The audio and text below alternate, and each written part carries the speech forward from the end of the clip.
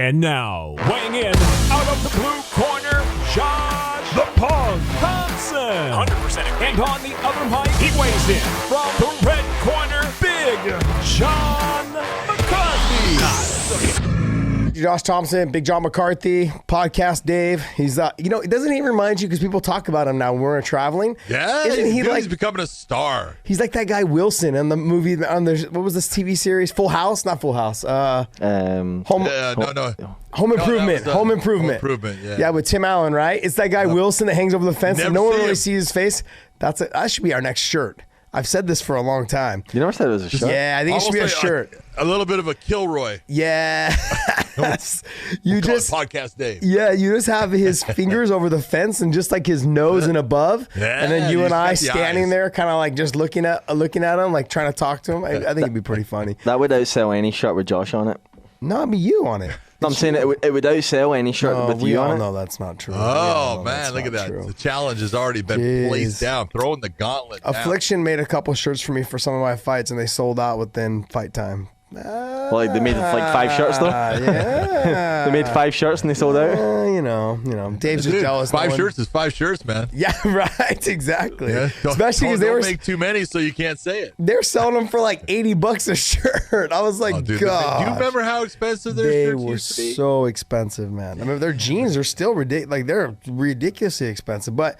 I honestly like they've started doing like some new trendy stuff that's a little bit more fitting, and I like it. I like some of their stuff actually.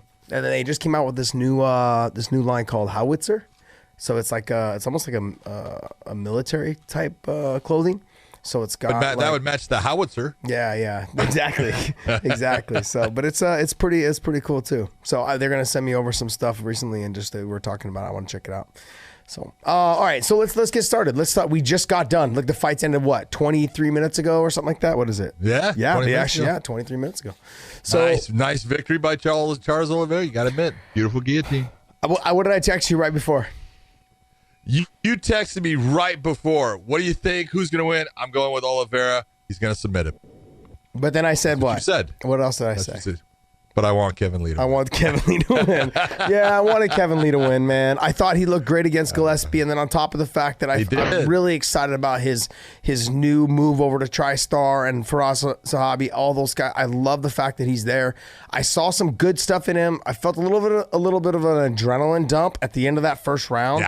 Yeah. And then he started off slow in the beginning of the second because you could tell it was that adrenaline dump.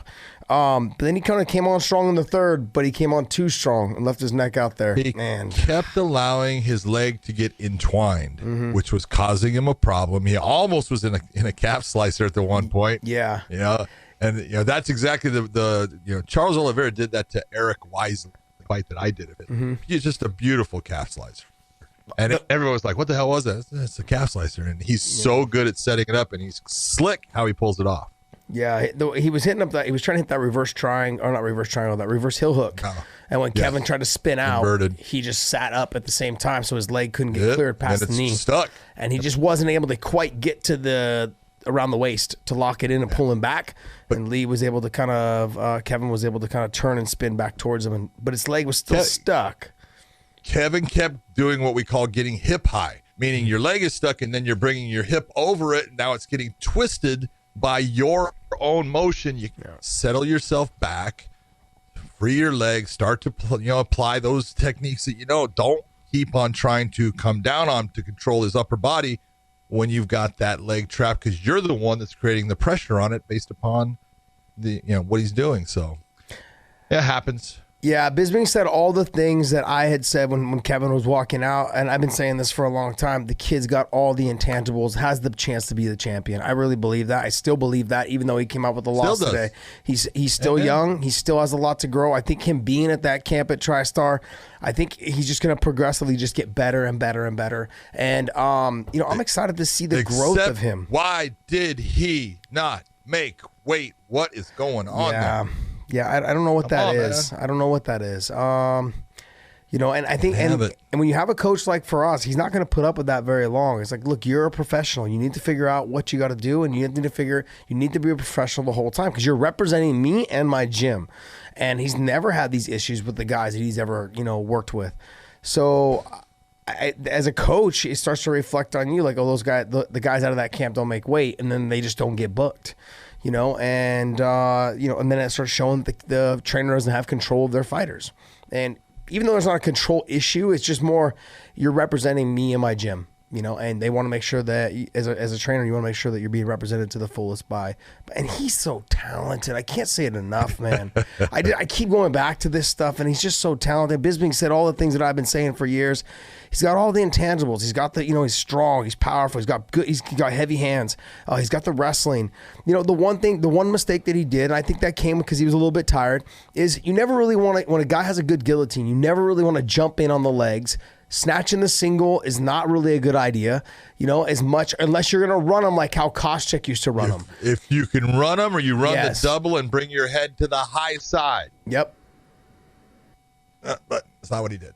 Yeah, he hung out right in that spot. He got tired. Yeah, he hung out. Tired. He hung out right in that spot, and I just don't think that was a play. Obviously, the fight was over quick. And also, too, right when you're in that position and the head's there, and they start to lock up that head, it's okay to dump the single and just push out. Yes. There's no reason to keep trying to force that takedown. Or at least climb that, bring that arm over, start to climb up and make it to where now his arms are too high to get that pressure on the neck, so it's going to put you out. Yeah. But when you get tired, technique starts to break down. Yeah, it was a live and learn, I think, scenario. Both of them were tired. I remember I texted you at the end of the second. I said, these guys got to go 5. They both look exhausted right now. Yeah, because they both were. Yeah, and then Kevin came out with a good game. I thought he came out in the third with showing the good power, and he looked fresh, almost like he got his second win a little bit, and then just made a mistake. Now, people are going to, look, I think also, too, people are going to criticize him for acting like he didn't tap. I honestly think he was out a little bit. It's because he's almost out. Yeah, I think he was almost out, and when he came to, he doesn't remember that, And so I'm going to cut him some slack on that for sure, because you could tell he just stayed on the guy.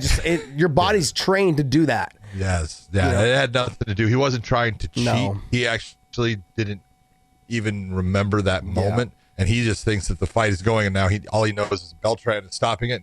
Beltran said things right. Hey, watch the video. Yeah.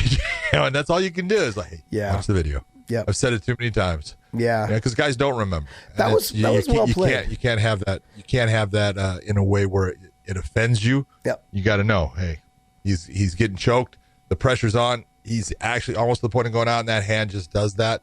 He doesn't even remember it. That was pretty well played, though. I think it was. I think that was a good job by Beltran. Like, hey, just watch the video. The's no reason to sit here and argue. He's a good referee. Yeah, he is. He is a great referee. He's still my favorite. So I try to give Mike a compliment, and you got to go. Oh, he loves it, man. Mike's outstanding. It's nice to see Mike getting work with the UFC other than California. It's nice to see that Brazil brought Mike to work that show, even though it's no fans and things like that. We'll talk about that, but Mike deserves that. Mike is one of the best referees out there, and he deserves those opportunities, and the sport deserves to have someone like him who does the right thing, cares about the fighters, and makes great decisions. Yeah, I agree. I couldn't agree with you more. Like I said, he's the best referee. So let's what other fights were you interested in? To me, why did I ask that question? And I was going to just go ahead and I really will. I got to tell you, super impressed with Gilbert Burns. Yes, super impressed with the way he performed. Yeah, and it was a multitude of things, because no matter what, when they're sitting there and obviously the UFC's got to try to build a fighter in a certain way, saying this is a multi-time world champion. There's a difference in the world championships that Damian Maia won in jiu-jitsu and what Gilbert Burns won in jiu-jitsu. Yeah. And, if they were going to have a jiu-jitsu match, there's no doubt who's going to win that. Just being honest. But Gilbert went out there, did not care, did an outstanding job of being relaxed when he was on the ground in bad positions, worked his way right out of him, did everything right. Beautiful job. And then that left hook he threw, Jesus, right on the button. Beautiful job. And you could tell he didn't want to go after and hurt, Damian, but Osiris Maia is the referee, and he did the right thing because Damian was prepared to try to defend himself. Yeah. And he goes in, does the little, Donkey Kong on top, and they stop it, and that's good, but was really impressed with his performance. You can tell he is continually improving. His performances are improving, and he's moving up in the ranks, man. He called out Colby Covington. That would be a fun fight to watch. Yeah. It would be interesting. Yeah. The Colby Covington fight would definitely be a fun fight to watch. It would. But Colby's at that top echelon. I think one more big win for Gilbert. I think he's there, but he'd have to get one more fight in there, I think. And don't get me wrong, I'd like to see that fight now. I would like to see that fight happen now. But I was impressed that he called him out, man. Yeah. I think, you know what? Way to go. Yeah, do it. Yep. Make your move. At any opportunity, any moment you get a chance to do something like that, as Chael Sonnen would say, don't fucking waste it by saying, "Oh, whatever the promotion wants me Whatever to do." the UFC wants. It's like, no, man. Oh, whatever Mick Maynard and Sean Shelby give me, I'll be very, very happy. I will accept it with a smile. No. Tell them what you want, man. Go after it. Pick out what you want and go get it, man. That was awesome. So, that's it. That was actually the fight, the fight that I was looking forward to the most on the card. Was that fight, and it lived up to it. I really believed. I thought Gilbert did some things that I didn't think he was going to be able to do. I know he's extremely talented on the ground. He's one of the best. I think he's probably the second best, maybe outside of Damian Maia, that's in MMA right now as far as jiu-jitsu wise. Lovato's out. Lovato's out. You have Damian Maia. Who would be next? Give me another next guy. How about Rodolfo Vieira? Yeah. Oh, he's a monster. Yeah, he is. A monster. In jiu-jitsu, that's a real world champion. That's a monster. But does he use it as well as Gilbert does in MMA? Yes. You know what I mean? Yes. So I want to see the difference between jiu-jitsu. Yeah, the difference between jiu-jitsu MMA and jiu-jitsu basically by itself is completely different when you're using it in the cage. And these guys have found their way. Like Damian Maia, to me, he's worked that Lucas Leite / like Leo Vieira kind of half guard game, but he uses it with his takedowns. He snatches the single, hooks the leg, drags him down with that outside, that far side underhook, and just able to sweep you, roll you, mount you, take you down. He's got a full transition that he does, and he just keeps going to it. That's why Bisping was able to call it out. You look at any of his old fights, it's the same thing. It's the same thing over and over, and it just works for him. I mean, that's why what is he, 42, I believe, is what they were saying. He's 42. Yep. Yeah, still doing it. I mean, the chin, you can tell, is not what it used to be, and the speed not there. But at that age, man, he's so good. Father Time's a son bitch, man. Yep. You know, undefeated motherfucker. Totally undefeated. He just keeps rolling. I know. Over everyone. That was the fight I was most looking forward to. What'd you think of Johnny Walker's performance? I mean, I know that he lost, but I mean, outside of that, what did you think? Because there was so much hype and so much push and hype behind him, and then his last fight he lost, and then this fight now. But that happens because when you're that guy that comes out, no one really knows you, and they don't know what you do, and they'll watch little things and think, he's open in a lot of areas, and he is. He's very open because he takes but he's very long, and he lands those wild movements, and he does this blast on guys, and they can't survive it, and he gets that win. And now as the competition starts to step up, you can't just do those mad rushes, and you can't just go, berserker on someone and win right away. Those guys are going to be smart. And I thought, Krylov he's very good. Yes. He's been very good. He's a solid fighter. I will give Johnny moments that I was very impressed how Johnny remained calm. He relaxed at certain times. He got hurt. He did the right things when he got hurt, and then did a nice job of, at one point actually reversing. Yeah. But then he allowed himself to get reversed back, and that was really where the fight ended at that point. But you're seeing improvements in his overall game, and he's going to be around for a long time. He's young, he's long, he's strong. You can see that. He's just going to be that guy that needs to get that level of training and technique down to where it becomes just elemental to his movements. He doesn't even have to think about certain things. He just does those things, and then he brings out one of those wild, flashy, movements when the opening is there, and he'll still put guys away. Yeah, he's a good fighter. He's fun to watch. I like him. Yeah, I think he's really good. I think a little bit of the confidence may be shot, so we may see him either fold and go down. Because once you lose 2 in a row, you may fold and go down, or you may try to rise back up and get back on the winning track. I don't know I can't remember or recall how old he is, but I don't think he's over 30. I think he just turned 30 is what they were saying. He's 29. Is that what he's at? Yeah, I think they said 29 or 30.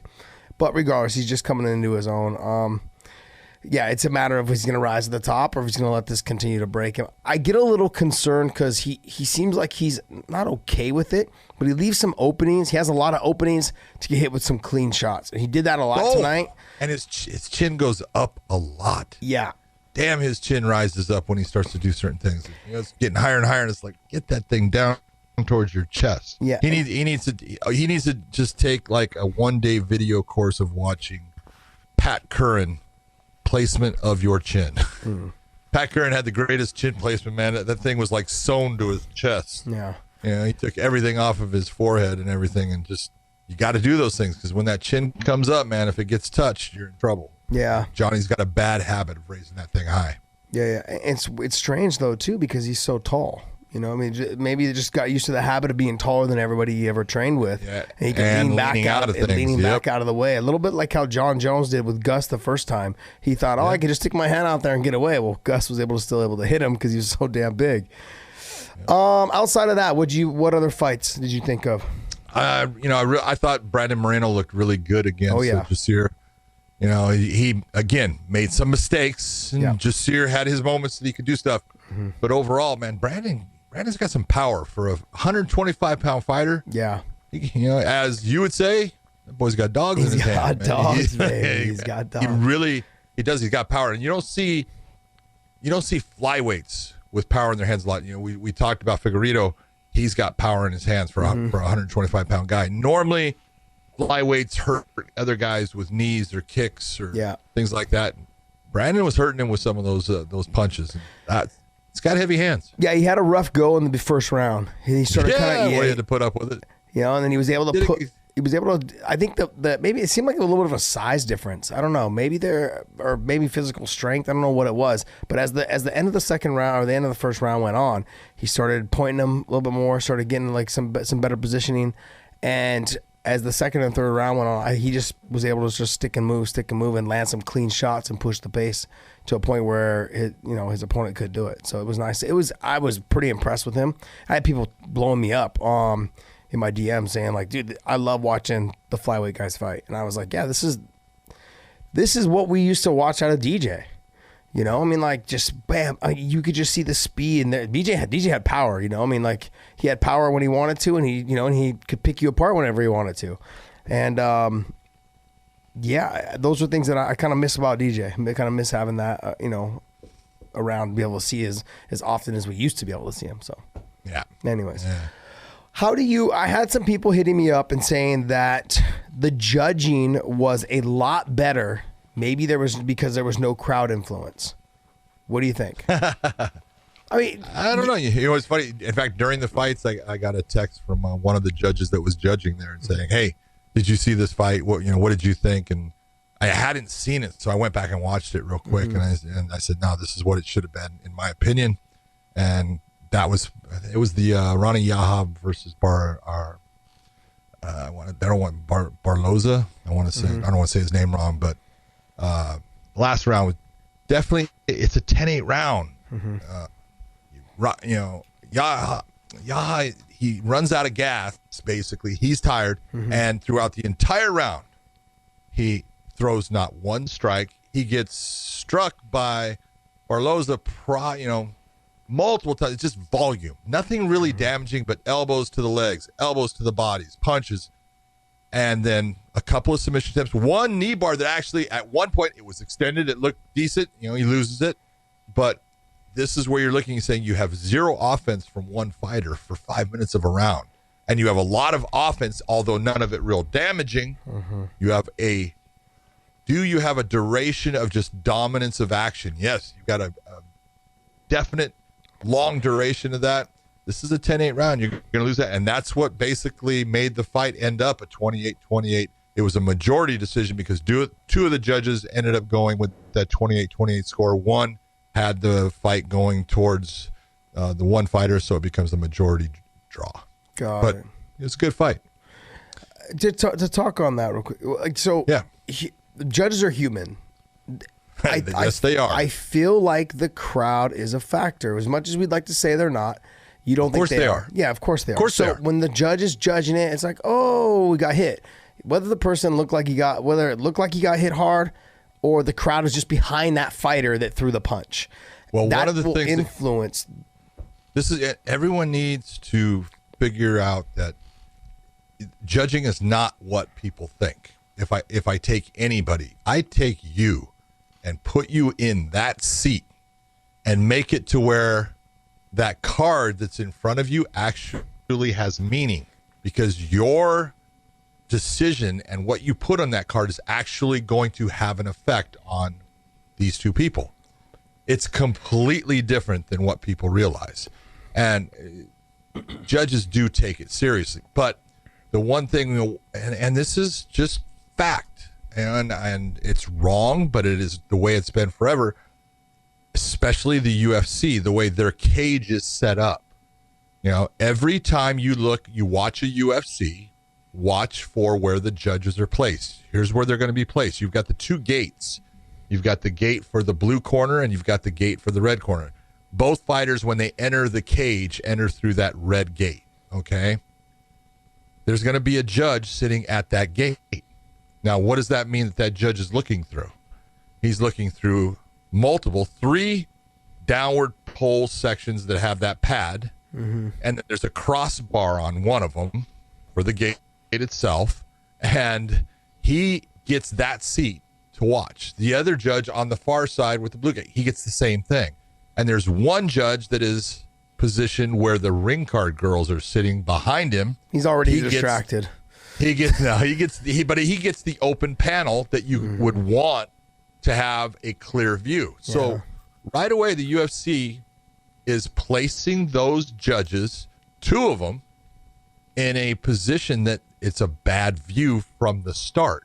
Now you take, and you can't move, and as the fighters are moving and the referee is moving in front of you, you're going to see a lot, and you're going to miss a lot too, because of the movement and people moving in front of you that you might not see the most important blow of the round.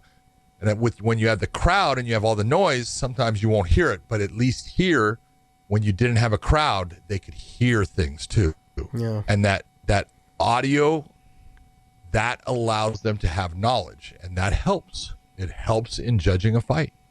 Yeah, I would agree 100%. Like, they get to actually hear the punches landing versus, I mean, don't get me wrong, you can versus sometimes you do, but a lot of times you don't. Yep. And then positioning, what you want to know also, sometimes the back is to the judge, and they see the punch being thrown, but the crowd goes crazy, but they can't really hear it or see it land. So then, but now with no crowd, they can hear it. Now they have to decide. Yeah, they can hear that. There you go. You know, and so I mean, the difference. It does make a huge difference. Yeah. Do you think we're going to see more of this? Maybe fights with no crowds. Yeah, like, I mean, like, we already kind of have the ultimate. No. What I'm saying is that we already kind of have the Ultimate Fighter. We have what's that other show that Dana does? Dana White Contender Series. Yeah, is it Contender Series? That was Dana's Look for a Fight thing. I don't know what that was called. That's local fights. Okay. Dana White Contender Series is done in Las Vegas. It used to be done at the old Tough Gym. Now it's done at the Apex Center that they have. Got it. You know, and that's his fights that he awards contracts for the UFC off of it. It's great for young guys to come in and try to get that contract. That's nice. That's a good little. That's a good little gimmick there they got going. Nice work. Yep. Nice work. Nice work. I mean, they do it like that already. So I guess, I mean, you're looking for fighters. I mean, I guess that's kind of already what I was answering my own question. I didn't. That would be a good. It's a good idea. It's a good thing. Yeah, I think. Yep. Like, people were talking, like, because, you know, Bellator canceled their show in Mohegan Sun. UFC went along with their show, and people were talking about. About the lack of crowd, whatever it is, and not having a crowd. Because there was a moment there where Bellator was not going to have a crowd, and we were going to still do our fights. But then the morning of, there was so much going on. what the president was going to announce and things like that, plus the Mohegan Sun, the tribe, and the state. And so they went through a lot of stuff to talk about this. There was a lot of things that went through. Obviously, it wasn't just like, oh, yeah, fuck it, let's just cancel the fights. It was not that. No, there's a lot of thought behind it. But I wanted to we were going to talk about this. Obviously, it's such an important issue to talk about. For fighters, the young fighters, I feel like maybe I'm wrong. I mean, if you guys are at home, maybe you guys are listening, you're thinking, man, this guy's full of shit. I think for the guys that don't have a lot of fights, that are just coming into the bigger shows, it makes it easier for them to fight in front of nobody because they've been fighting in front of nobody for the fucking probably last 3 or 4 fights. Exactly. They've been fighting the fairgrounds, right? For like in front of maybe 500 people. You're taking a major element of what a fighter has to mentally deal with, and you're taking it away from them so they don't have to deal with it. That makes it easier when you are the new guy coming in with no experience, especially in that promotion, whether it's that promotion or Bellator or wherever. That first fight, I don't care how good you were at another promotion. Mm-hmm. That first fight that you have at your new promotion, there's some nerves involved, and you're wanting to perform well, and it's not easy. It's a difficult situation, and it takes experience to get yourself through that. Yeah. And when you're talking about a young guy coming into that promotion for the first time, and if you get a choice between having that big crowd and having no crowd, one's going to be a whole lot easier for you to deal with. Yeah. No, I agree. That's the way it is. But I also think that it doesn't favor the guys that are at the top of the echelon. No, it doesn't, because it takes the energy away. Yeah, the guys that I pointed this out was Emmanuel Sanchez, and I think I feel like even with Charles Oliveira tonight, like he is seems like someone who feeds off the energy. Some of his past walkouts, he opens his arms up to the crowd. He feeds off that. Those kind of guys that come out, like if Israel Adesanya came out and would do like a walkout like he normally does, and there's no one there. There's no one there. Yeah, it's just it takes away the energy of guys like that. You know what I mean? Like if you took a Yoel Romero, he would be fine, because Yoel Romero fights his way no matter what. And I think also too, he's fought in other countries where there was like maybe only 100, or not fought, but wrestled in other countries where there's only like maybe 100 people in there, if that. And he's wrestled with some of the best guys in the world. So I think it's different for every fighter. They just probably tune back into when it used to be, but. I get like guys like Patricio, guys like Oliveira. I think Johnny Walker, he fights off the crowd as well. I think there's certain guys that do it, and I think that we saw a little bit of. I thought we saw some great fights today. With no crowd. I thought we saw that. I thought we saw a great judge. I thought we saw some better judging than sometimes in some close fights. I thought it was a lot.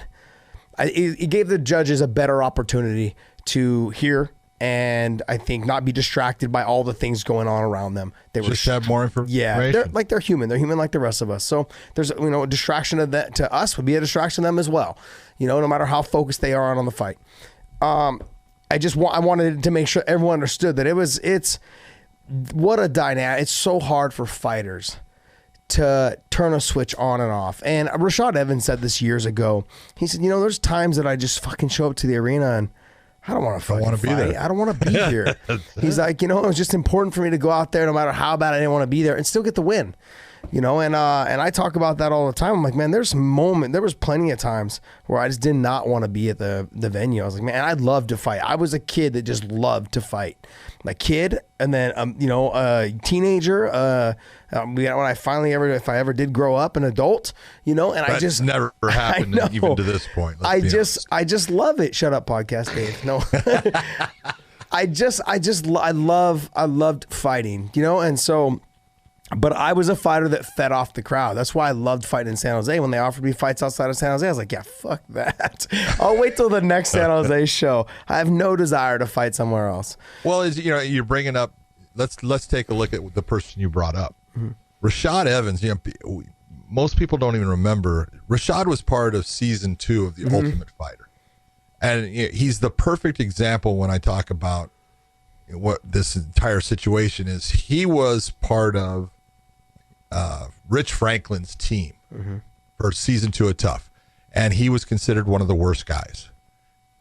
Okay, just flat out. Now, he won it, Yeah. but in the beginning, I'm being honest, Matt Hughes, as the opposite coach, was able to pick whoever he wanted to have his guys go against, and you could make the same guy fight after fight after fight. Yeah. It didn't have to be, he fought, now you have to have everyone else fight, and then you can pick him again. And the perfect example of this is they watched Rashad in the gym practice, and he's not a great practice guy as far as at that time.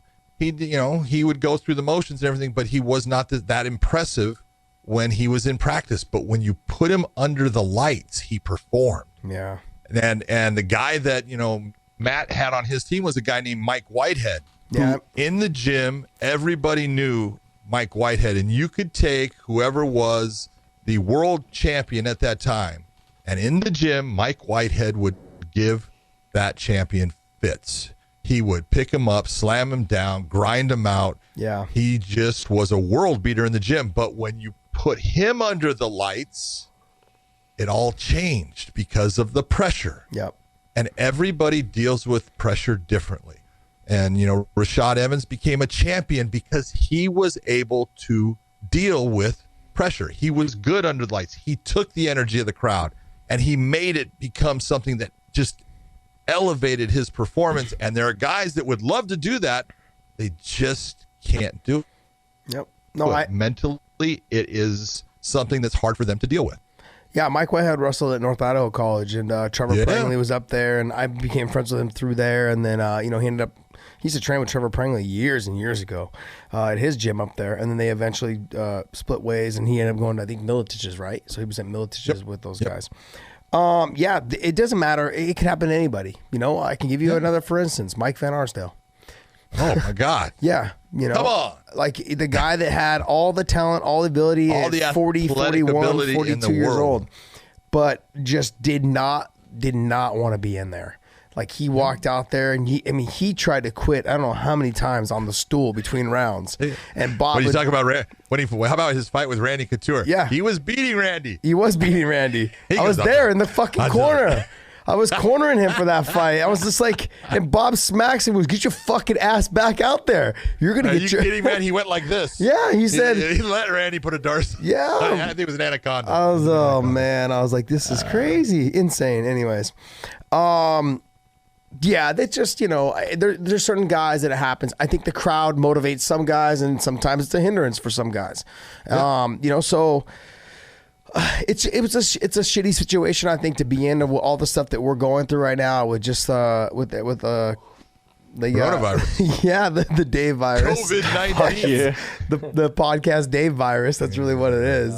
God. I'm not.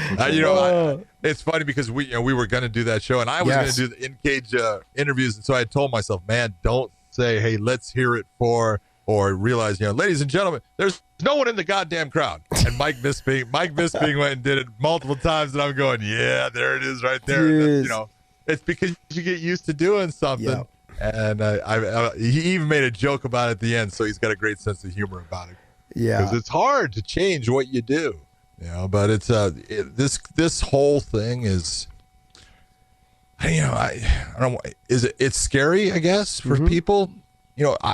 I think anybody has to say it's scary because personally, I don't worry about it, even though I'm 75, as you would say. So I'm one of those old people that it can affect. But, if you have, parents or grandparents or older people that, are in your family, hey, you've got to be concerned. If they get this, that is a bad thing. If you got, young kids or you're young, you're going to be fine. Yep. Let's just be honest. But for older people, this is something that, man, it's a serious illness that can cause a respiratory failure, and so we've got to take it serious.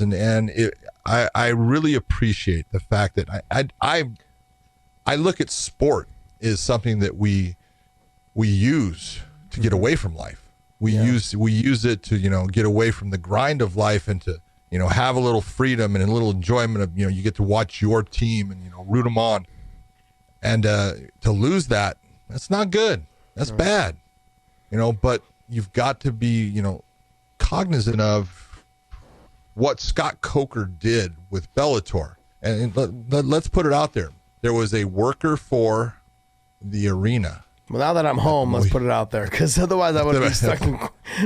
Yeah, exactly. Stuck in quarantine. There was a worker for the arena, who was part of the crew in the back setting up things for their and felt like he got sick and ended up going to the hospital. They don't know if he had this coronavirus, so that wasn't even determined. But the fact of the matter was, well, Bellator people have been around this person, and the fighters have been moving in and out. And hey, do we really want to take our fighters and possibly put them in a situation where, they're going to be breathing heavy, they're going to be sucking in air? This is an airborne illness. Do we want to put our people in that position? No, we don't want to do that. It's not worth it to us. It's not worth it to have one person end up being sick with this. We're going to, shut this down, burn through money, and you got to figure all the flights of people going there, everything, the production setup, all the fighters, and then he paid all the fighters and gave them their full pay. You got to be impressed that Scott has that, thought pattern about, this is about my fighters. This isn't about the promotion. This is about doing what's right for my people. You have to remember there were still 2 fighters that didn't make weight. Okay, and that fight was off. The fighter that they were supposed to fight was normally, and I'm going to give you, I'm going to give you guys they both got paid their win money. Everybody on the card got paid their win money. But normally in the past, it doesn't matter. Normally, the fighter only gets their show money for making weight, showing up, and just getting their show money. In this circumstances, in this situation, with everything going on, not knowing when these guys will be able to fight again. We don't know if it's going to be 2 weeks, a month, if something's going to happen. We don't know. No, this is all just speculation on it. It's unprecedented. It could be next week. We could be told, go ahead and go back to school next week and do whatever, or have fights next week, or it could be 3 months from now.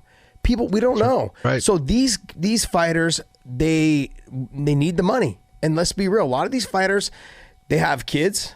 Some of them are still some of them are probably taking care of their family, not just their wife and their kids, but maybe even their mom, I do know some of the fighters have just like a mother that lives with them, and so there's fighters that have responsibilities outside of just their wife and their kids. Look, I think that I thought there was a lot of things that went into it. Like I said, the day before we were fighting. And all the fighters were like, look, we're down. Let's do it. And they were all willing to do it. They're no different than any other fighters in the world. We're all fight. Like when it comes down to being a fighter, you're either are or you're not.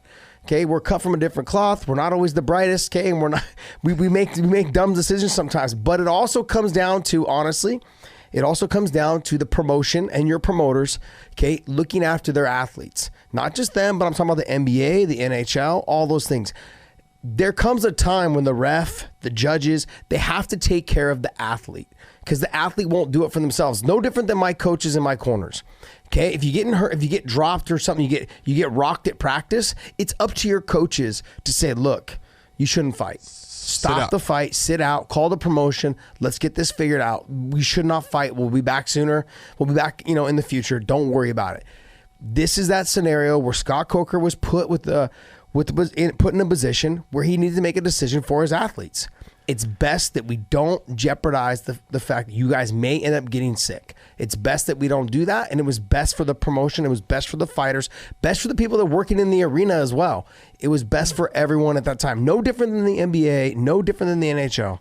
This was a good situation for Bellator to do. I posted and reposted all of the comments from fighters that didn't even fight, but just how encouraged they were that they worked for a promotion that paid the athletes their full purses. Now, look, I got a lot of heat. Like, I was taking digs at the UFC because I said, look, at the end of the day, that's not even what it was about. I just said at the end of the day, it really becomes a thing where your promoter is putting safety over money. And that's really what it came down to. He could have still fought. He could have still had all of them guys fight. The casino was fine. They were like, look, he's going to go to the doctor.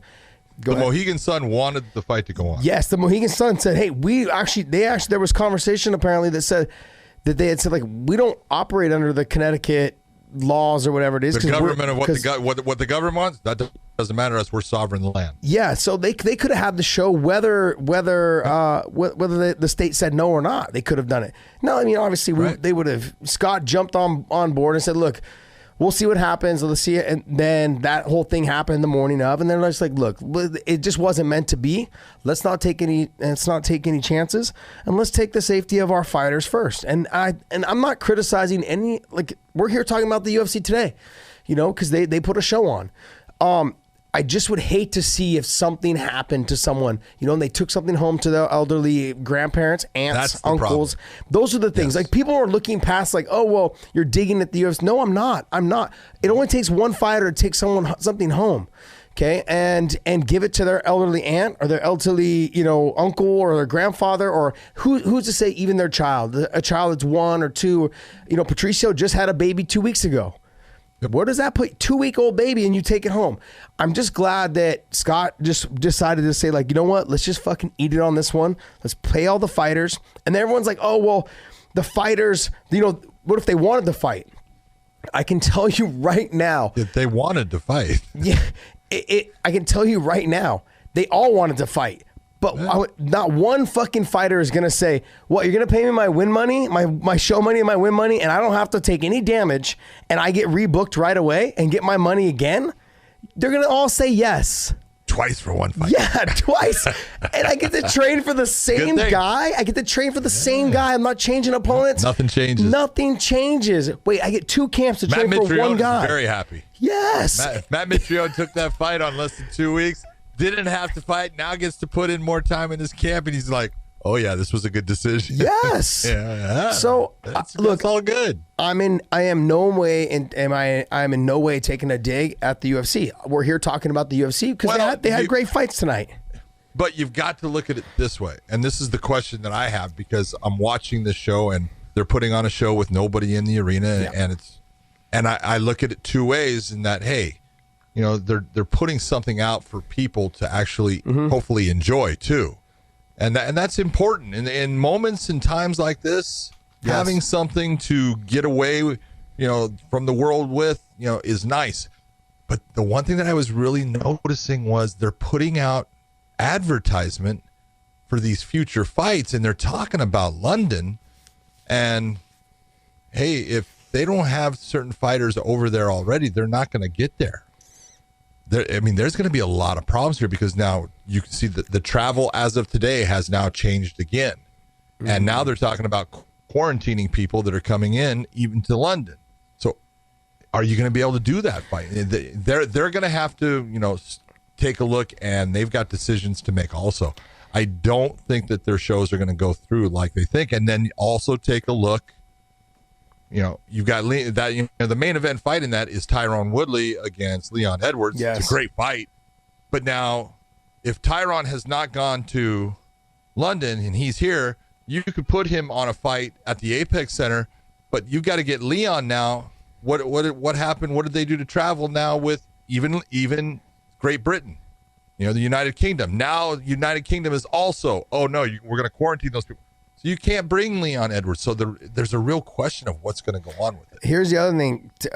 T. Wood just got back from Thailand. He was there for a couple weeks. I don't know how that plays into all this, but like I'm just simply saying, like when I showed up in Connecticut, they said they went through my passport, because now they have that 31 whatever that what is it, October something, with the travel with the IDs. You have to have the new ID. Yeah, you have to have the new ID, the new travel ID or whatever. But October of 2020. Yeah, so I travel with my passport now, because you can avoid it by getting that new ID by global entry. It's a card. Boom. Yeah. So you don't have to do anything. So how many times do I have to tell you? Something? I know. But I'm a Diamond member, so I just walk through everything anyways. So it's kind of cool. It's like, but now I just got to carry my passport everywhere. There was something I was gonna tell you. I'm not. You were talking about Tyron. Yeah, look. Well, here. So I had 3 fighters reach out to me that are on the London card, and they said, "Hey, first they want to know this: if the fight doesn't happen, what did Bellator pay their fighters?" And I said they paid them their full purses, and they hit me up through DM and on my IG, and they said, they said, is it true? And I said, yes. I said, Yes. they paid all the fighters. I said, you'd have fighters come out and say, I didn't get paid my fuck. They would say shit like, fighters are that way. Fuck yes. Yeah, Hold on, you paid him, you didn't pay me. Yeah, exactly. So you have to pay, they paid everyone. And so there was that, and they said, well, They not only paid the fighters, they paid the cut men, they paid the officials, the judges, the referees that did not work, that came there to work. They paid everybody. Yep. They paid all the people that came there and that were setting up the venue. They didn't even get to finish setting up the venue. Yep. They paid all them. Yeah, they had a full-on speech that they gave to everyone. Like, hey, we're paying all you guys. We understand the circumstances are not normal. And did your job. Yeah, exactly. They came here. We all came here to do our job. Yeah, that's one thing I can say I'm very proud of.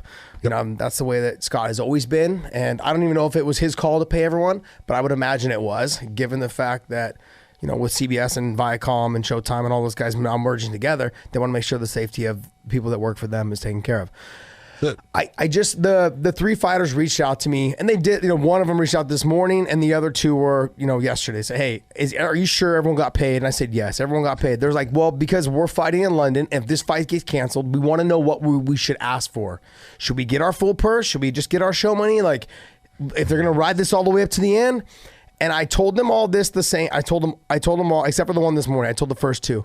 I said, when I was supposed to fight on the last Strikeforce card they were supposed to have, it got canceled. And I was supposed to fight Carlos Fodor? Fodor, yeah. Is it Carlos or Carlo? I think it's Carlos. Carlo? Okay, it's Carlos. Carlo Fodor. Carlo Fodor. I was supposed to fight him. We were a week away from the fight. Camp was done. I just got done sparring my last training session. And then the UFC called and they said, hey, we know you've been training for your fight. Like, the fight's off. We canceled it. They paid me $10,000. I was supposed to make $120,000. Yeah, it was a big difference in pay. I didn't even get my show money. I didn't even get my show money. I look, but the bottom line is they didn't have to do it. That's the thing. From what I understand, like, until you make weight, they don't have to pay you. No, so they didn't have to cancel the fight on you. So I tip my hat off to them for doing that, for giving me, the $10,000. But it was that like, when I'm trying to talk to them, I said the circumstances were different. It depends on when the fight goes, when you get to London, if it even gets to that far, if it takes place. Do you weigh in? Do you not weigh in? They're just simply saying, like, I'm concerned that we may not fight. And the concern is that if they don't fight, that they're not going to get paid. And if they're going to get paid, do they weigh in? Then they won't get paid if they don't weigh in. Okay. These are all just circumstances that are just different for even the promotion to deal with. I understand where the UFC is coming from. I thought it was kind of, even though I am concerned about the safety of the fighters and what they potentially could take home to their kids or their grandparents, their aunts and uncles, whatever. It was nice to tune into the fights today and be like, hey, at least there's something on TV. It was. Yeah. Ashley Evans Smith, who fights in London next week, she said that she's going she knows she's going and taking the risk of not being able to come back, by being quarantined, and she's willing to take the risk. And she said her manager told her that UFC's confirmed they'll cover any expenses related to the coronavirus.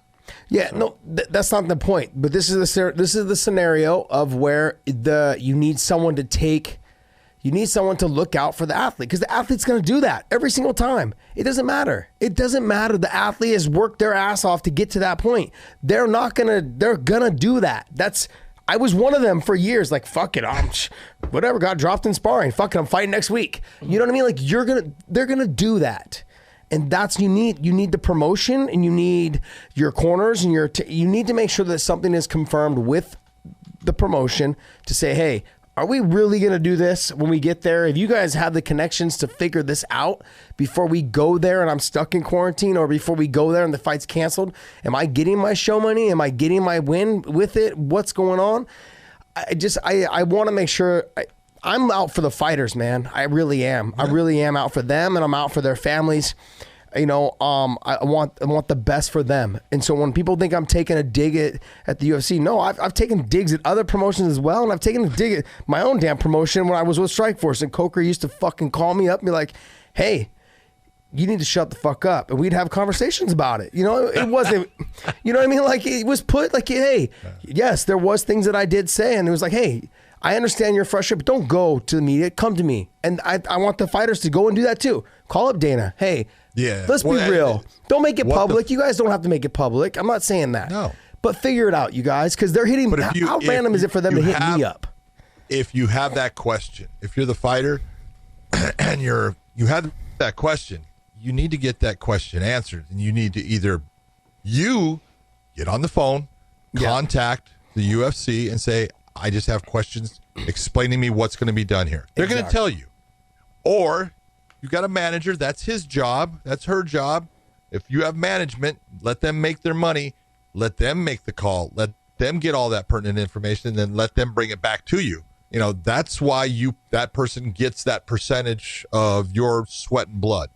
So, you know, if you have a question, you should not be going through this without those questions being answered. Those questions should be answered, especially in this time.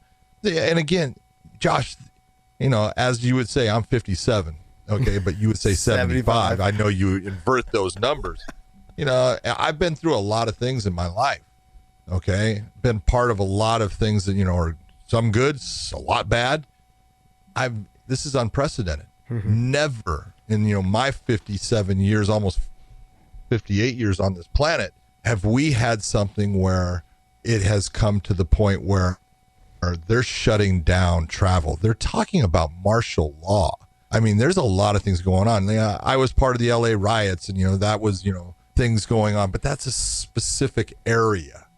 And this is freaking worldwide. Yeah. This is big. And again, I don't believe that everyone is in danger of this virus taking their life. I don't believe that. But I do believe that there is a vast, you know, section of our society, especially the older people, that, you know, if you are someone of an advanced age, if you're someone with respiratory issues, if you're someone that is obese, if you're someone that is a smoker, hey, this virus can end your life, and that's a serious thing, and we need to take that seriously.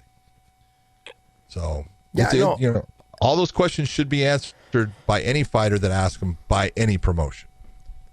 Do you guys think they're not getting answered though? Because I mean, my other thought as well is like a lot of businesses are taking precautions to stay open, and I think like it's fine that the UFC is doing the same thing. In my opinion, like they're taking precautions to probably minimize staff on hand and things like that.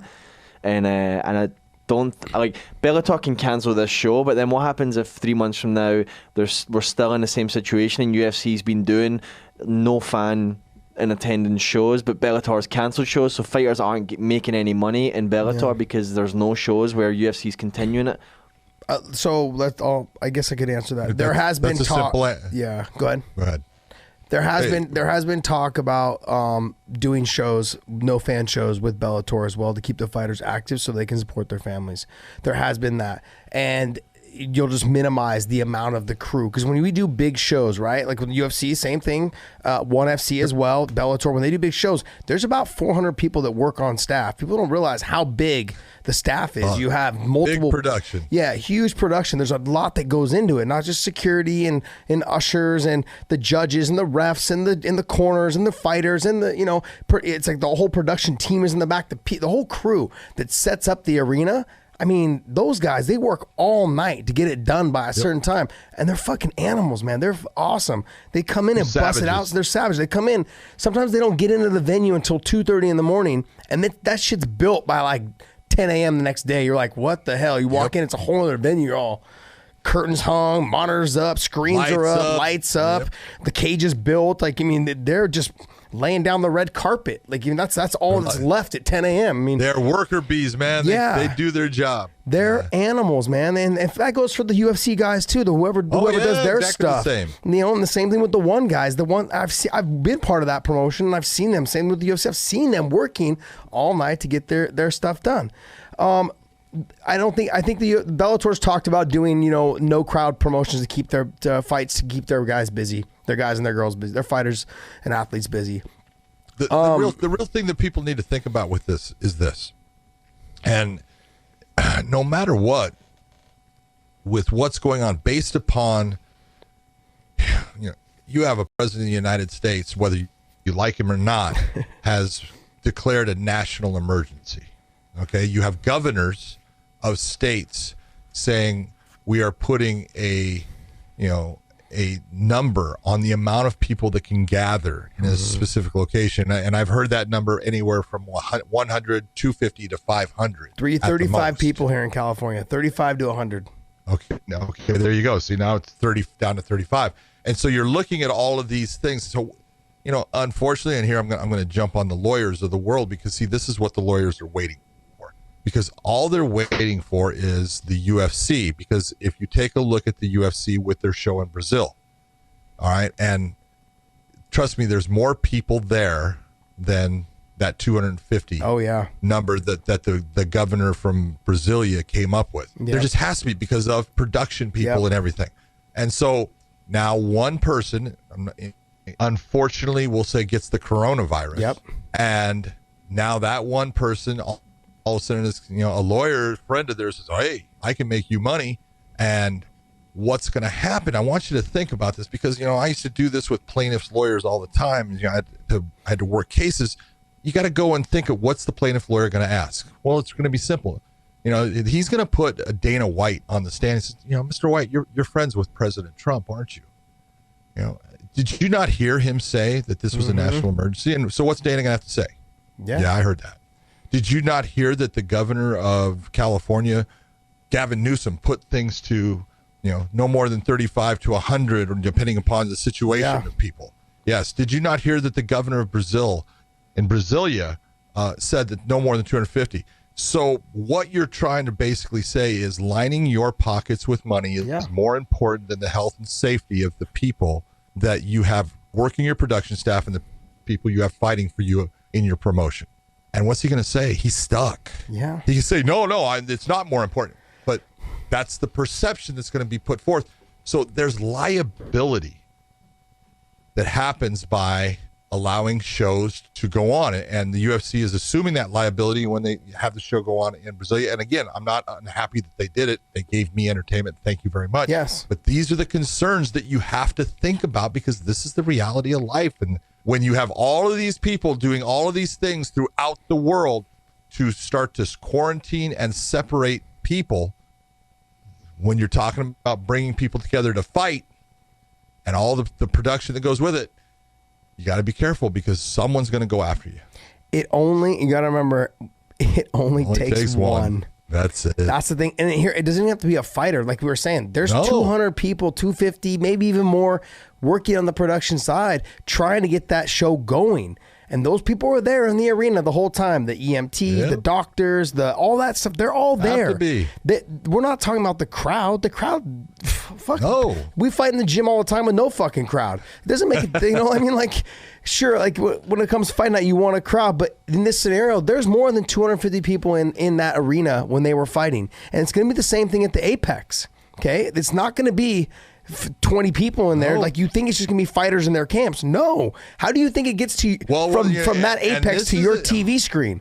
I want you to think about this thing with the Apex. The Nevada State Athletic Commission just came out and said all sporting events are just saw that. I did see that. Yeah.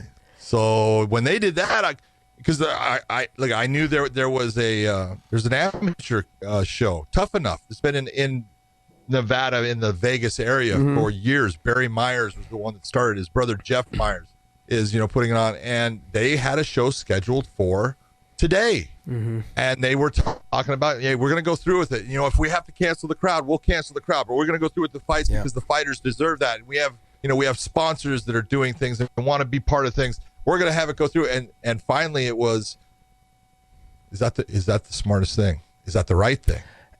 You got to think about everything. And finally, the Nevada State Athletic Commission came out and said, negative, it's canceled. Is it considered a sporting event, though? Because it's not, there's no one there. They're not selling tickets. That's with the Apex. Is that considered a sporting event? Is it a sporting event?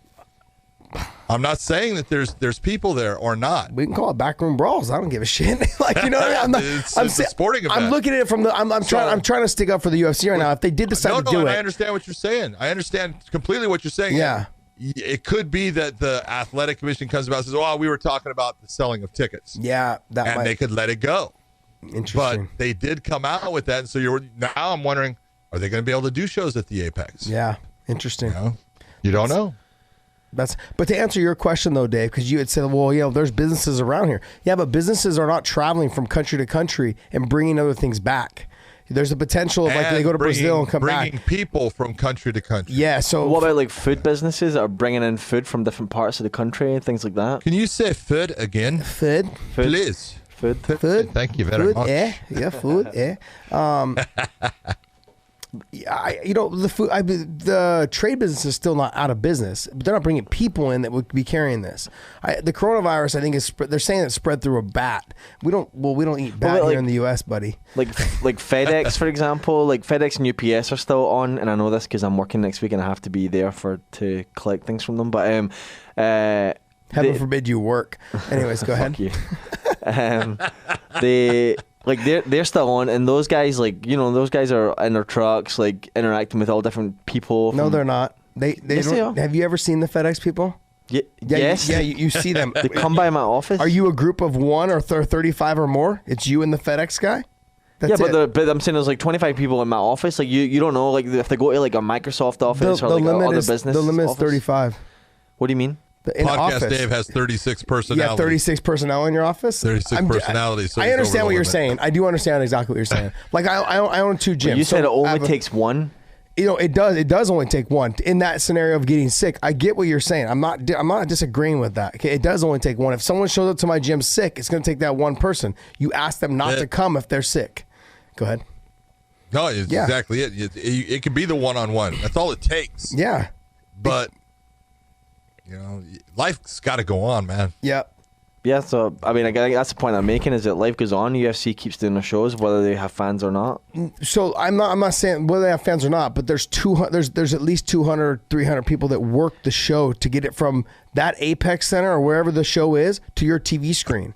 It's not, you know what I mean? Yeah, but you don't think they're taking precautions to like minimize, like for example, there's people in the trucks that control the broadcast piece of it, right? Like they're isolated from the rest of the crew that are, however many cameras are in the arena, and there's ways to like minimize who's in what place when. Dave, I want you to think, how many people do you think just the Athletic Commission has at a show?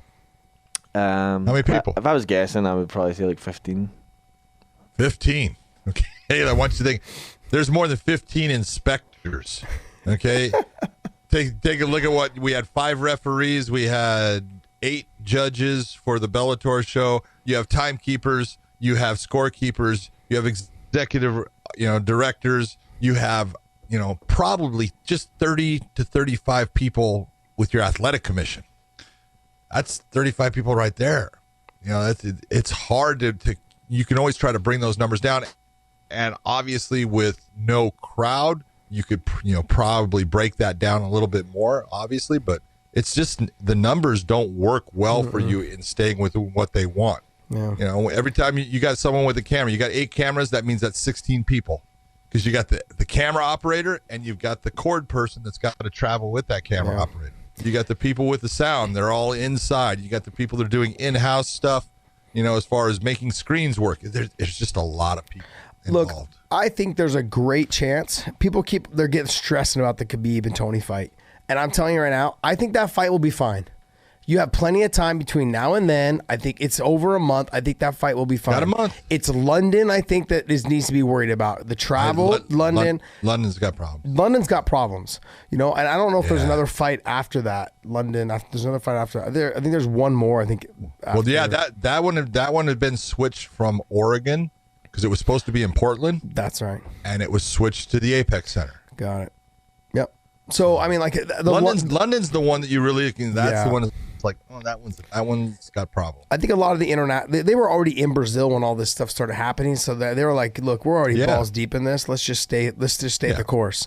But London, though, they have that opportunity to stop it now and not go, or go and see what happens, play it by ear, But you're there, I don't know, the travel, you're on a plane. Remember, you're stuck in a tube with, say, 150, I'm 200 I'm people. looking at just that. They say that word, quarantine.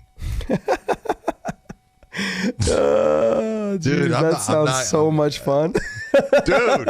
Fuck They that. say that word, I'm like, oh, man, that's not good. Think about it. Yeah. You know, if you fought, let's say you fight and then you try to fly home and you fly into, you know, the Bay Area, we'll say, and they take you and put you in a tent and say, here's where you're going to stay for the next 2 weeks. Yeah.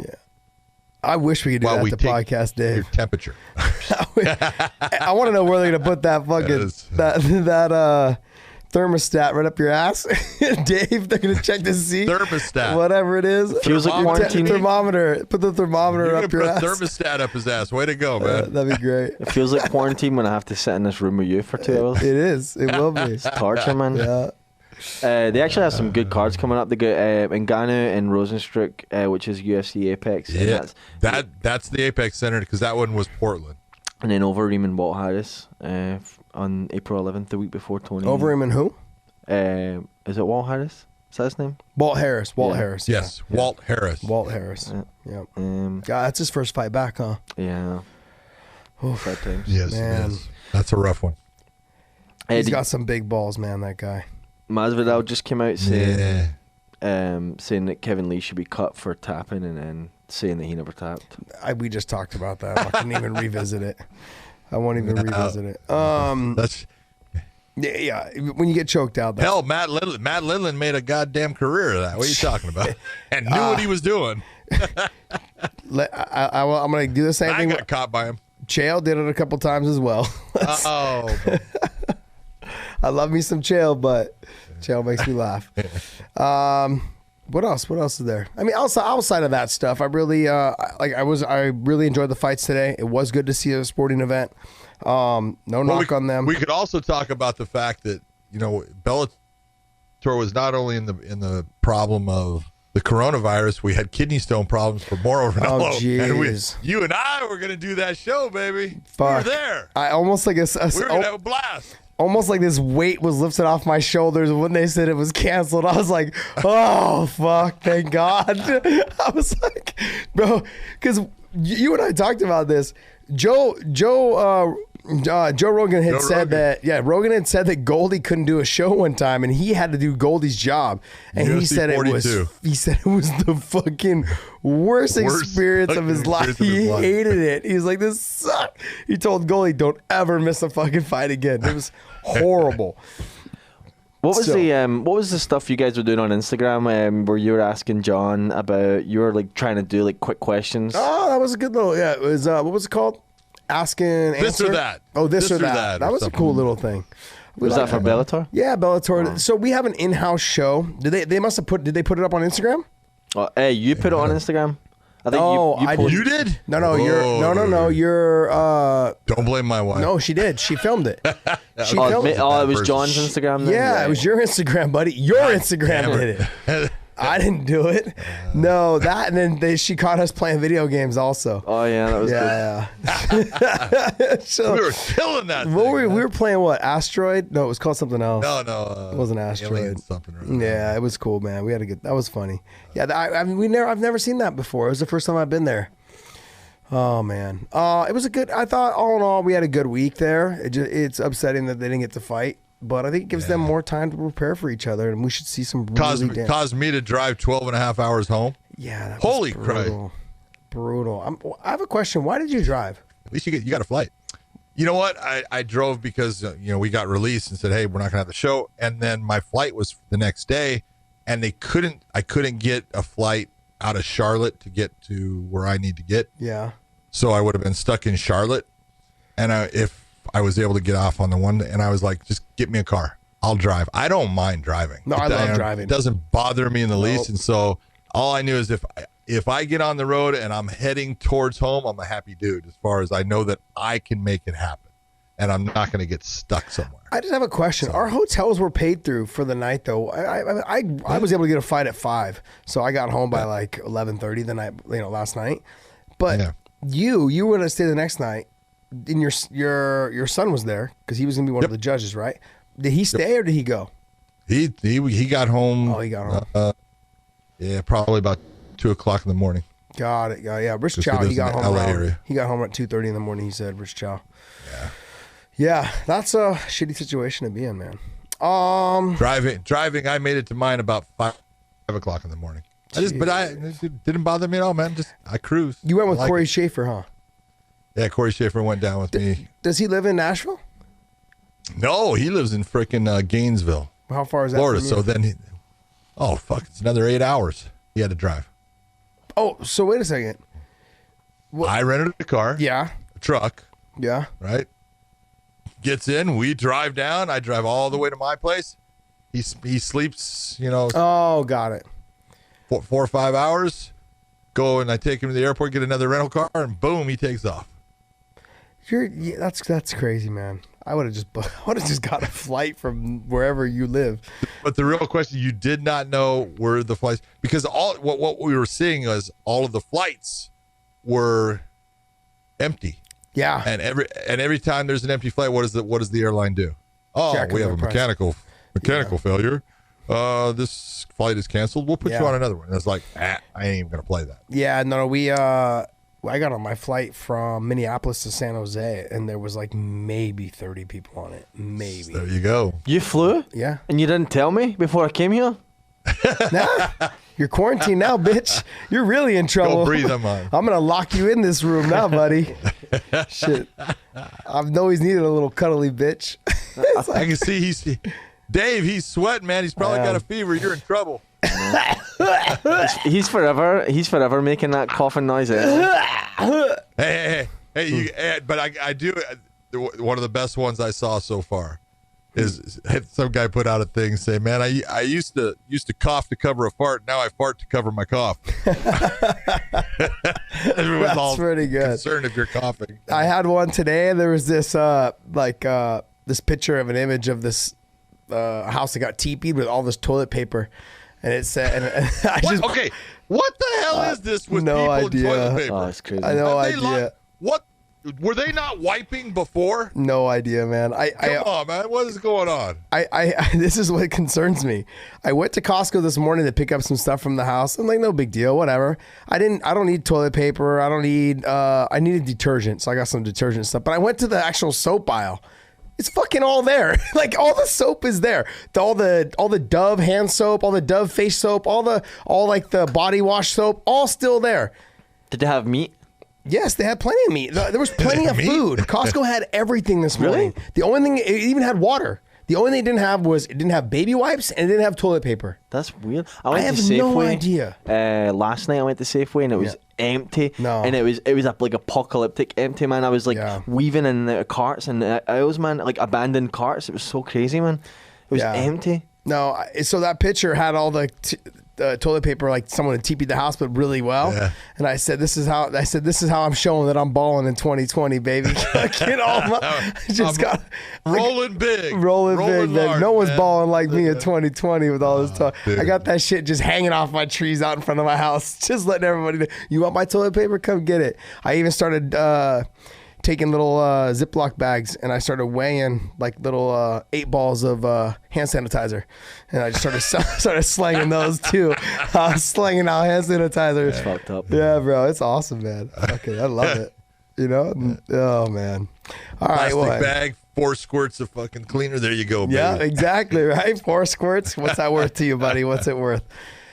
Yeah, I mean, it was crazy. It was definitely a different experience. I think we're going to see some changes, I think, in this next couple months. I'm hearing that we may have some, so like you said, some shows with no crowds. So studio shows. Yeah, studio shows. So if we do that, that'd be cool. I mean, like, I get it, and we'll see, man. I mean, I know that we've been talking about, like, the UFC, and it does have a crowd. It does have all stuff.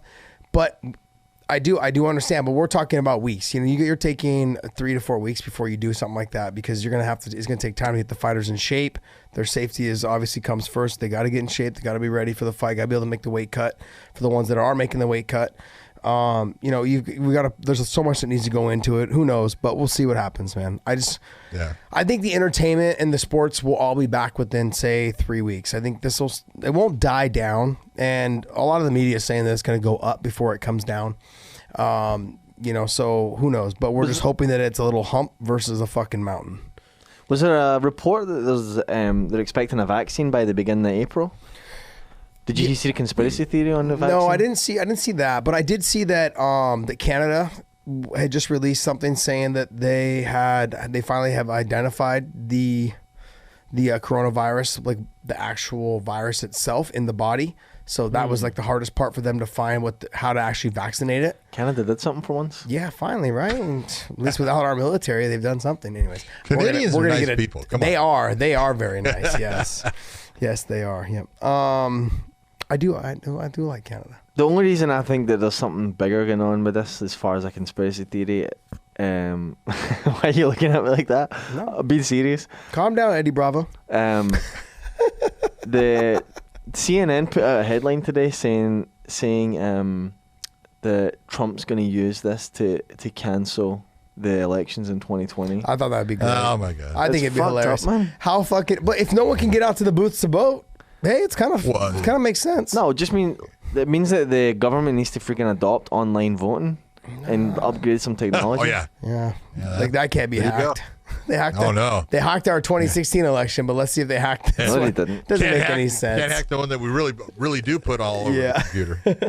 All right. Well, look. All right, guys. I know we kind of ranted at the end there for the last. We 5 ranted minutes. a lot. We are coronavirus ranting, but you know what? My whole thing is, hey, anybody out there, take care of yourself. Yep.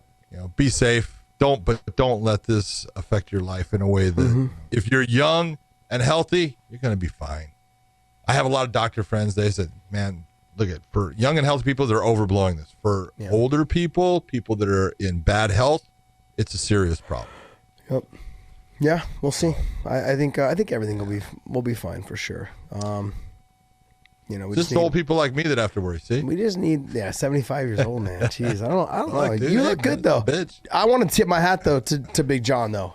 How much did you lose? 30 pounds? 30 pounds. 30 pounds. I've had people going, are you sick? He's like, yeah, I was sick of being 30 pounds too heavy. Sick of being mad. Well, you know what? You got to get it through your head after a while. You got to say, you know what? You got to lose. You just got to get smaller. As you get older, hey, man, carrying extra weight's not a good idea. No. Yeah, that's why I never lifted weights my whole life. It's too much work. Oh, man. If you guys haven't been on IG yet, go on the Weighing In Show IG and see Josh and John at the press conference where John beat up Josh. Oh, I'll put up a picture. This is hilarious. Hey, Dave, I appreciate that the body that you put my head on was a thin body, man. I appreciate it. Hey, thank Peter Queeley for that. Yeah. Oh, that was Peter Queeley. I was trying to figure out who that was. So I was Ryan Scope. No, you were Patricio. Or Petrucci. No. Oh, that was the press Patricky, conference. okay. Petro. Okay. All right. It all makes sense now. That was a good one, Dave. Please don't feed into this bullshit. This nonsense this guy does. I swear. He likes to say that he's tabby. All he does is he runs up behind me, he starts trying to choke me, and then I wiggle out and he runs. I'm like, there's really no tap there. It's just him running.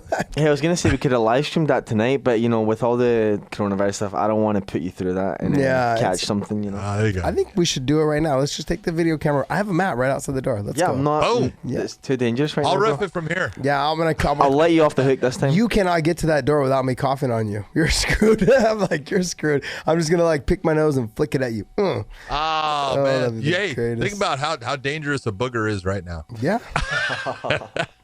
Yeah. Figure that one out. Could be a lethal weapon. Is there anything else we're missing? What's next week? What fights are next week? Well, we don't know. That's London. That's right. We don't know. We don't know. Crazy. Yeah, Dave's not working all week.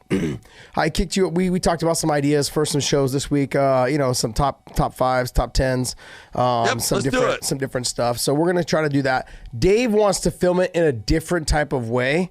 So we're gonna try Dave's way first, and the fans are gonna vote whether they like that way or not. Okay, because it's an idea he's kind of been working on, but he's taking it kind of from the WWE kind of feel to it. God. No. Yeah, I was all for his artistic side I know. until you just brought it. Hey, Dave, I want you to know, as I was driving home from Connecticut all the way down the eastern coast, I gave a little salute as I went by. I think it was Stamford, Connecticut, and there's the WWE headquarters. Thank you, John. And I drove by and I said, you believe that people pay enough money to make that building happen? That's watching crazy. that stuff. Isn't it nuts? I've been paying my $9.99 for 5 years now for the WWE. $9.99 for month. 5 years now. $9.99 a month, And he's bought one of those dumb belts too, and he walks around his house every time there's a WWE on. He takes pictures and puts them on social media. If you guys haven't followed Podcast Dave, you guys need to follow Podcast Dave. It's absolutely ridiculous. If you have a child, this is what your child may one day end up being like. Who watches WWE? Please don't. It's the only. Well, how old are you? 35, 34? No, I'm 32, bro. 32. Oh, 32. He's the only 32-year-old male I know. I'm still convinced. I'm not sure if he's a male. He's wearing Toms right now. Jake Hager actually competes in it. So what do you mean? Why he are you makes making money fun? doing it. He doesn't pay money to do it. He makes money. He makes doing money it. because I pay. Yeah. He makes money because I pay. Oh gosh. So what are you saying that Jake Hager is saying thank you? Yes, exactly. Well, I'll tell him that you feel like he owes you something. Okay? Yeah. All right, guys. Hey, thanks for tuning in. Hopefully this show was good. Leave us the comments, obviously, and Podcast Dave will go through them before we do because John and I are very sensitive, and sometimes our feelings are hurt. And you two people, you guys can be ruthless sometimes, but we do love you. We do love you guys. Hopefully you guys enjoy the show. And follow us on Instagram, Weighing In Show on Instagram, and at The Real Punk on Instagram and on Twitter. Next show, I think we need a best of. You want to do a best of first? Let's do it. Well, let's do a best of. We'll do best of 2019 for, we'll say, fights, maybe knockouts. Okay. But then a best of all time. I want to do a show. I want to do a show. Best of all time. I want to do a show because I want to get the fans interaction with this. Is I want to talk about if we had 5 fighters that we could trade from promotion to promotion, who would it be? I like that. That's the show that I want to do. I do that one too. I've got all. I like all the knockouts and the submissions and the best fights. I like all that. But let's talk about if we were to do a trade between promotion and promotions. You know, we've including PFL and UFC and Bellator. I would like to see who we could get, like trade wise, like what would be good and good additions, and we'll come up with those. So we'll work on that, and then you and I will sit down, or we'll text back and forth tonight. Figure out. I'd like to do the best fights ever, from UFC 1 to all the way to now. Strikeforce fights and this fight and Bellator 1 and whatever. Pride. Let's not forget about Pride. Hello. And then we'll do the trade show, and then we'll kick some more ideas around. Okay. Sound good? All right, my man. Sounds and because Dave has nothing to do. We don't need new fights. Yeah. We got it all, baby. Yes, we do. All right, guys. Hey, hopefully you guys enjoyed this show, and we thank you guys for tuning in. Please hit the subscribe button, the thumbs up as well. That shares our videos to everyone. I say this all the time, but we really have seen our numbers increase because of you guys, and we are thankful, and we want to continue to thank you. Also, ProWrestlingTees.com/Josh Thompson Official. The Weighing In t-shirt is available on there as well, and we are still trying to wait for your guys' designs. So if you guys can, please email Podcast Dave. It is at what? Oh, it's just send them on IG right now. Okay, so IG is his Podcast Dave is his Instagram, so you guys can slide into his DMs. Just like that, and send him over his artwork, and then you guys can connect, and then give you the email. You guys can send over the information. So, all right, so we'd like to make that into a shirt. We're looking at designs, and we'd like to get a couple of your artists to come in and give us some designs. We appreciate you guys. Thank you guys so much, and be safe. Wash your hands and your ass, and everyone be good. Take care of yourself. Take care of others. Be nice to people and help them out. Yes, exactly. Especially elderly people when you guys see them looking for toilet paper. Okay? Yeah. Fair is square. All right, guys. I'll talk to you guys later. Bye-bye. Later.